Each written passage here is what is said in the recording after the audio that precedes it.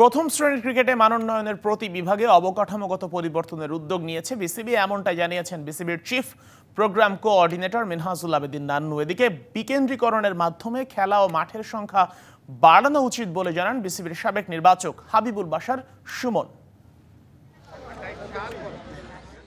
ক্রিকেটের অভিজাত সংস্করণে ২৫ বছর পূর্তি হয়েছে বাংলাদেশের। টেস্ট স্ট্যাটাস প্রাপ্তির রজত জয়ন্তী উপলক্ষে দেশব্যাপী বর্ণাঢ্য আয়োজন করেছে বাংলাদেশ ক্রিকেট বোর্ড। তারই ধারাবাহিকতায় বন্দরনগরী চট্টগ্রামেও লেগেছে উৎসবের হাওয়া। দিনভর parental coaching centre, pacer hunt, hit the stump সহ নানা আয়োজনে মুখরিত ছিল Birshreshtho Flight Lieutenant Matiur Rahman stadium.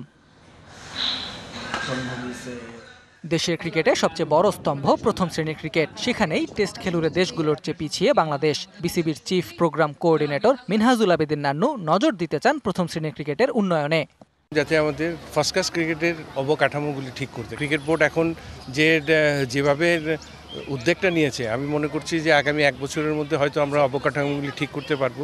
পুরো দায়িত্বটা যদি সব ডিভিশনের মধ্যে পড়ে যায় ডেভেলপিং অফ বাংলাদেশ ক্রিকেট, তাহলে দেখবেন যে আগামী 2 থেকে 3 বছরের মধ্যে একটা ভালো ফল পাওয়া যাবে।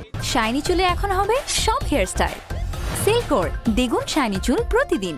শুধু টেস্ট ক্রিকেটই নয়, ক্রিকেটের সব ফরম্যাটেই উন্নতির নজর বিসিবির। প্রতি বিভাগে খেলা ও মাঠের সংখ্যা বাড়ানোর তাগিদ বিসিবির সাবেক নির্বাচক হাবিবুল বাশার সুমনের।